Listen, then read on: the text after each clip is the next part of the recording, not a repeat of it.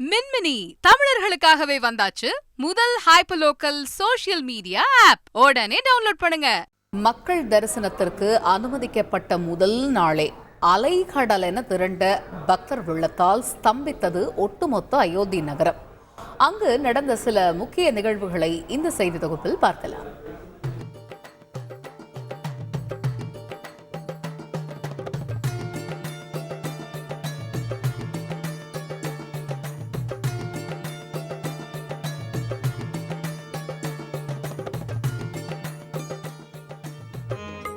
திங்களன்று அயோத்தி ராமர் கோயில் திறப்பு விழா நடைபெற்ற நிலையில் செவ்வாய் முதல் பக்தர்கள் கோவிலுக்குள் தரிசனத்திற்காக அனுமதிக்கப்பட்டனர். தரிசனத்திற்காக அனுமதிக்கப்பட்ட முதல் நாளன்றே சுமார் 2.5 லட்சம் முதல் 3 லட்சம் பக்தர்கள் அயோத்தி தரிசனம் மேற்கொண்டதாக அங்குள்ள அரசு அதிகாரிகள் தெரிவித்துள்ளனர். மேலும் 3 லட்சத்துக்கும் அதிகமான பக்தர்கள் தரிசனத்திற்காக காத்திருப்பதாகவும் அவர்கள் தெரிவித்தனர்.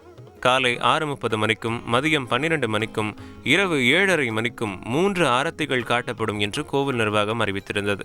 தினமும் காலை 7 மணி முதல் 11:30 மணி வரையிலும் பின்னர் மதியம் 2 மணி முதல் மாலை 7 மணி வரையிலும் அயோத்தி ராமர் கோவிலில் பக்தர்கள் தரிசனத்திற்கு அனுமதிக்கப்படுவார்கள் என கோவில் நிர்வாகம் தெரிவித்திருந்த நிலையில் அதிகாலை 3 மணி முதலே கட்டுக்கடங்காத பக்தர்கள் கூட்டத்தை சமாளிக்க முடியாமல் காவலர்கள் திணறினர். கிட்டத்தட்ட 8000 காவலர்கள் அங்கு பாதுகாப்பு பணியில் ஈடுபடுத்தப்பட்டுள்ளனர்.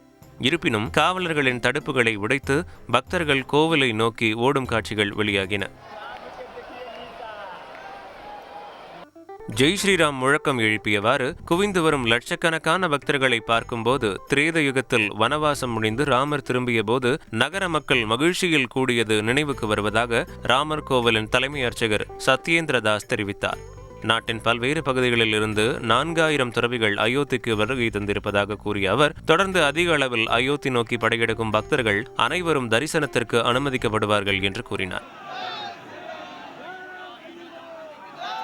இப்படி பக்தர்கள் மட்டுமின்றி வருகிற பிப்ரவரி 22ஆம் தேதி பாஜக ஆளும் அசாம் மாநில அமைச்சரவையில் உள்ள அனைத்து அமைச்சர்களும் அயோத்தி ராமர் கோவிலுக்கு வந்து தரிசனம் மேற்கொள்ள இருப்பதாக அம்மாநில சுற்றுலாத்துறை அமைச்சர் தெரிவித்துள்ளார்.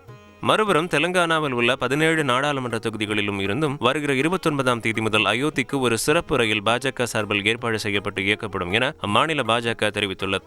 இன்னொருபுறம் ஏஐ தொழில்நுட்பத்தில் உருவாக்கப்பட்ட கண்களை சிமிட்டி புன்னகைக்கும் பாலராமரின் புகைப்படம் சமூக வலைதளங்களில் வைரலாகி வருகிறது. மின்மினி தமிழர்களுக்காகவே வந்தாச்சு முதல் ஹைப்பர்லோக்கல் சோஷியல் மீடியா ஆப். உடனே டவுன்லோட் பண்ணுங்க.